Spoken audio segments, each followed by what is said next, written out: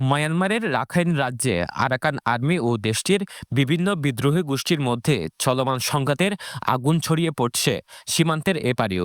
এই সংঘাতের সরাসরি প্রভাব পড়ছে বাংলাদেশের কক্সবাজার জেলার টেকনাফ ও উখিয়া সীমান্ত জুড়ে। টেকনাফের হোয়াইকপং সীমান্তে চলমান সংঘাতে আতঙ্ক ছড়িয়ে পড়েছে উখিয়া, তুমরো এবং ঘুমতুম সীমান্তের মানুষের মাঝেও। এ আতঙ্ক নতুন নয়, দীর্ঘদিন ধরে সীমান্তবাসী জীবন কাটাচ্ছে ভয় আর শঙ্কার মধ্যে। তবে সাম্প্রতিক সময়ে টেকনাফের হোয়াইকং সীমান্তে নতুন করে সংঘাত তীব্র হওয়ায় আতঙ্ক আরও বেড়েছে উখিয়ার তুমরো ও ঘুমদুম সীমান্তের মানুষের মাঝেও। সীমান্ত ঘেঁষা এসব এলাকার মানুষের বর্তমান অবস্থা জানতে আমরা গিয়েছিলাম উখিয়ার সীমান্ত পাড়ের কয়েকটি গ্রামে। সেখানে গিয়ে দেখা যায় মানুষের চোখে মুখে জমে থাকা ভয়। রাত নামলে শুরু হয় দুশ্চিন্তা, আর দিনের আলোয় স্বাভাবিক চলাফেরা যেন হয়ে উঠেছে অনিশ্চিত। অনেকে বলছেন ঘুমাতে যান আতঙ্ক নিয়ে, আর সকালে ঘুম ভাঙে আজ কি হবে সেই শঙ্কা নিয়ে।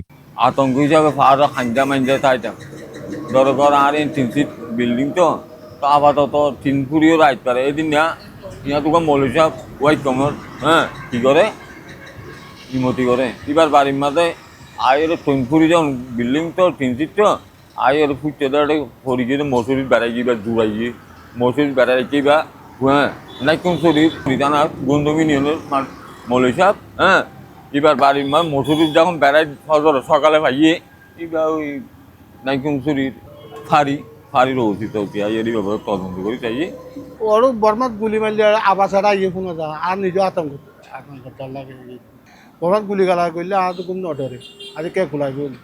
সংঘাতের সময় উপারের গুলির শব্দ, বিস্ফোরণের আওয়াজ সবকিছুই স্পষ্ট শোনা যায় এই পারে। ভয়ে অনেক সময় শিশুদের ঘর থেকে বের হতে দেওয়া হয় না, কখনো কাজ ছেড়ে বাড়িতে আশ্রয় নিতে হয়। এভাবে প্রতিদিন সীমান্তবাসীর জীবন কাটছে অজানা আশঙ্কার মধ্যে। বাসার ভিতরে তো বই লাগে, ছেলে মেয়ে দৌড়াদৌড়ি করতে দিই নাই, ভিতরে ঢুকে রাখি।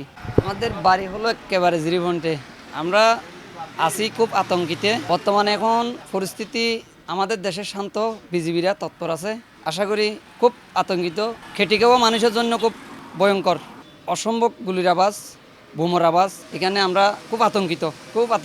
আমরা তো বলতে গেলে মহা আতঙ্ক হয়, কারণ এদিকে আমাদের 15 লক্ষ রোহিঙ্গা। এক নাম্বার বিষয় হচ্ছে এটা, ওখানে 15 লক্ষ রোহিঙ্গার ভিতরে 20টার উপরে দল। এখন এদিকে আবার মগবাগি, তাহলে আমরা আতঙ্ক বলতে অত্যন্ত আতঙ্কে আছি।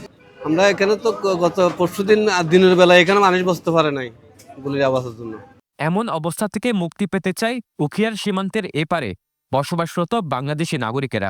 অবশ্যই আমরা মুক্তি চাই, তৎপরতা বর্ডারে আরো একটু বৃদ্ধি হওয়া দরকার। তবে বিজিবি বলছে ঘুমদুম ও তুমরো সীমান্তে কঠোর অবস্থানে রয়েছে তারা। তুমরু এলাকা, এখানে আমাদের নজরদারি আছে এবং আপনি যেই সম্ভাব্যতার কথা বললেন, আমরা এখনও সুনির্দিষ্টভাবে কোনো কিছু এরকম তথ্য পাইনি যে আমাদের এখানে তারা মাইন পুঁতে রেখে গিয়েছে।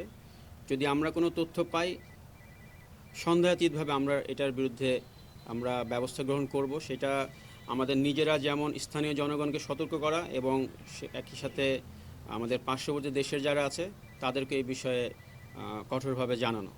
এই সংঘাতের প্রভাব শুধু নিরাপত্তার মধ্যে সীমাবদ্ধ নয়, ব্যাহত হচ্ছে স্বাভাবিক জীবনযাপন, কাজকর্ম, এমনকি শিশুদের পড়াশোনায়ও। সীমান্তে যুদ্ধ নেই, তবু এখানকার মানুষের প্রতিদিনের জীবন যেন এক অঘোষিত যুদ্ধের মধ্যে দিয়ে এগিয়ে যাচ্ছে। সরোয়ার সাকিব, পেনুয়া নিউজ।